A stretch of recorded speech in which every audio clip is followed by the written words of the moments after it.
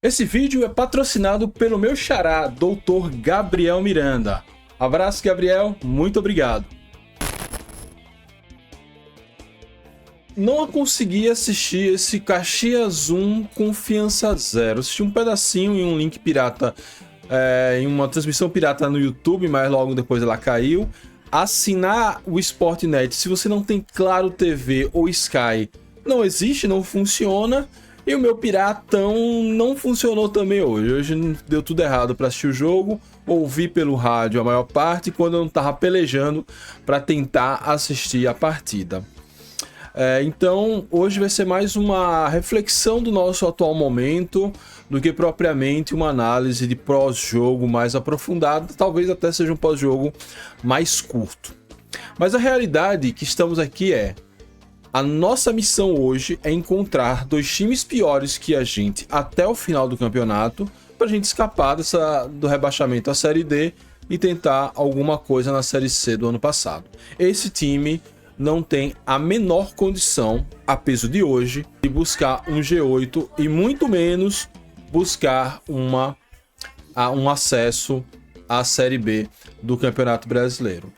Mas tem uma opção: a gente pode fazer esse time aprender a atacar. Hoje eu tenho convicção que o principal problema desse time é esse ataque inoperante. Na Série C foram 2 jogos, Amazonas em casa, Caxias fora, e nenhum gol marcado. A gente podia ter perdido esses jogos, mas pelo menos marcado um golzinho. Não, nenhum gol marcado. Longe disso. Na Copa do Nordeste, nos últimos jogos, nós fizemos 4 gols.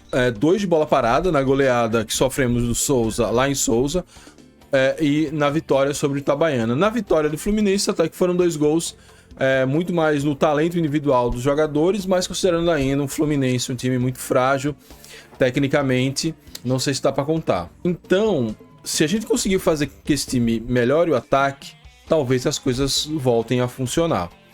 A defesa, ela pode melhorar, talvez até as peças eu mudaria. Acho que Mandovani poderia voltar, Ícaro poderia voltar. A defesa até que tá segurando bem, exceto a goleada sobre o Souza, mas contra o Amazonas, um gol. Agora contra o Caxias, teve talvez um erro ali de Lucas, que dividiu a bola com o zagueiro, que dividiu a bola com o atacante, desculpa, e acabou gerando o gol. Mas assim, será que não tem... Se a gente tivesse feito um golzinho no primeiro tempo, ou se a gente tivesse força para poder empatar, a gente estaria pelo menos um ponto. E jogando em casa contra o Amazonas, se a gente fizesse um golzinho pelo menos, antes da reta final ali que o Amazonas fez o gol, fatalmente a gente faria a vitória. Série C, quem marca primeiro dificilmente deixa escapar a vitória, ou pelo menos uma pontuação. Então, eu estou, de certa forma, passando pano para a defesa. O problema a defesa pode falhar, alteraria algumas peças. Talvez eu colocaria Lucas Cunha com Ícaro, ou Lucas Cunha com Mandovani, ou mesmo a dupla Mandovani e Ícaro. Faria algum ajuste. Tem a lateral esquerda, que eu não sei porque Marcelo foi excluído do time, entrou agora até. Acho que é um jogador que não dá para se abrir mão dele. O Matheus Julião se mostrou muito aquém do que se esperava. O ataque é o que mais me preocupa. E aí, na reformulação, nós tivemos a chegada de um atacante, Brenner Camilo, que a gente já conhecia, fez boas partidas o ano passado, mas não longe de ser o protagonista do time, e não vinha numa boa fase no Belo, muito pelo contrário. O atacante que a gente esperava para fazer gol, Sassá, fez um gol até agora. Wendel, não, até que fez alguns gols, mas há muito tempo que não joga bem. Em nenhum momento foi pensado, ou se foi pensado não concretizaram, talvez mudar este homem-gol, porque no momento a gente tem homens que não fazem gol. Então, a saída é ou dar um jeito de melhorar esse ataque do jeito que dá, não dá para contratar mais ninguém por conta da janela, ou encontrar 2 times piores que o nosso. Dá o like nesse vídeo, se inscreve no canal, ativa as notificações para não perder nada, pra gente conseguir aqui tirar a leite de pedra e tentar analisar alguma coisa desse time do Confiança. Considere se tornar membro do canal, você me paga um cafezinho todos os meses e ajuda a gente a manter o canal de pé. E vamos lá, como eu falei no início, eu não assisti esse jogo, então vou trazer aqui dois fatos apenas e não vou escolher os destaques positivos e negativos, porque eu não consigo, não seria justo fazer só pelo que eu ouvi no rádio, e ainda mesmo no rádio eu não consegui acompanhar tudo.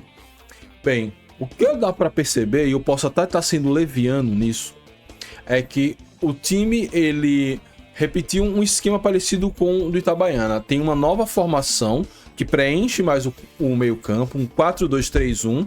Dessa vez, ele até abriu mão de um atacante fixo e botou João Pedro. E mais uma vez, esse esquema funciona bem no primeiro tempo. O Caxias não dá um chute na barra no primeiro tempo. Ele até tem um certo volume de ataque, são 6 chutes para fora, segundo as estatísticas. Aí, quando o time volta para o 4-3-3, o time piora, atrai mais o adversário, e eu não sei o que aconteceu, mas no frame que foi distribuído, sei lá, que circulou nos grupos, tá lá o Salatiel, principal atacante do Caxias, frente a frente com o Lucas Cunha, que divide a bola e perde a dividida. E aí, assim, eu não vou... poderia estar com o pé mais firme, poderia isso, mas também, assim, acho que perder uma dividida não é o fim do mundo. O problema é o zagueiro ter que dividir com o atacante cara a cara. Poderia ter sido driblado. Ele poderia ter feito uma falta, um pênalti. Muitas coisas podem acontecer. O que não pode acontecer é o principal jogador do Caxias estar sem marcação de frente para o nosso zagueiro. Então, ainda que os dados apontem uma melhora do Confiança no segundo tempo, que eu reputo muito mais a um recuo do Caxias do que propriamente a nossa melhora, mais uma vez o time vai numa formação de maior preenchimento do meio campo, sofre pouco, e aí volta pro 4-3-3 e no 4-3-3 acaba sofrendo mais. Contra o Itabaiana não sofremos gols, mas o Itabaiana atacou bastante. E contra o Caxias sofremos o gol, o Caxias recuou e a gente até teve dados interessantes. Como eu falei, posso até estar sendo leviano de afirmar isso sem ter visto o jogo, mas é sintomático que essas coisas aconteceram no jogo contra o Itabaiana e no jogo contra o Caxias, e as coisas foram e o roteiro é mais ou menos o mesmo. Dr. Gabriel Miranda é apoiador e patrocinador deste canal. Gostaria de agradecer muito a ele pelo apoio, pelo patrocínio e deixar um forte abraço para o meu xará, Dr. Gabriel. Diante disso, diante de uma impossibilidade de fazer esse time fazer gols, jogar no ataque, ter algum perigo para os adversários, talvez a mudança tática seja ainda mais profunda do que o 4-2-3-1 que eu gostei. Eu queria ver o jogo todo ou até com novas peças. Talvez fazer um protocolo de retranca total. Nós temos 2 talentos no meio, a gente se propõe a ter 2 talentos no meio, PH e PK. Mas para ficar dando chutão, tentar fazer ligação direta, se for para fazer isso, não precisa de jogadores bons de bola no meio. Enche aquilo ali de volante, bota um ponto ali para correr e seja o que Deus quiser. Entrega para sorte e tenta pelo menos conseguir 17 empates de 0-0 até o final da Série C e a gente se livra. Ou 17 empates não dá, ou talvez vai ganhar alguma aí no bambo. O fato é que, com um time inoperante ofensivamente, não dá para jogar no 4-3-3, porque esse time não vai produzir nada, vai abrir espaço na defesa e os adversários vão chegar. Então, ou resolve o problema do ataque, o que eu reputo muito difícil, ou protocolo retranca total, fecha a casinha, bundinha na parede e tenta ver o que acontece. É isso que eu faria.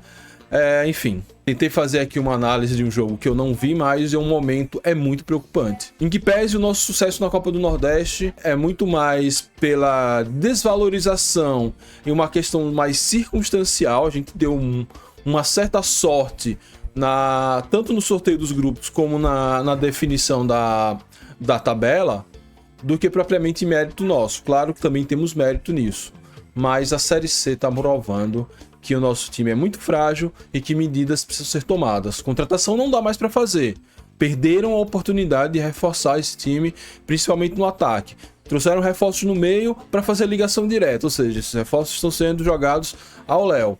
Então, a ideia agora é ou magicamente resolver esse ataque, talvez contratar um auxiliar técnico específico para trabalhar esse setor aqui no Confiança, já que eu duvido muito que Caçapa será substituído no curto prazo, ou protocolo Matheus Costa, protocolo bundinha na parede, 0-0 é goleada, e vamos ver o que vai dar. Enfim, que existam 2 times piores que o nosso, que a gente se livre mais um ano do rebaixamento. É isso. Muito obrigado a todos, saudações proletárias, e fui.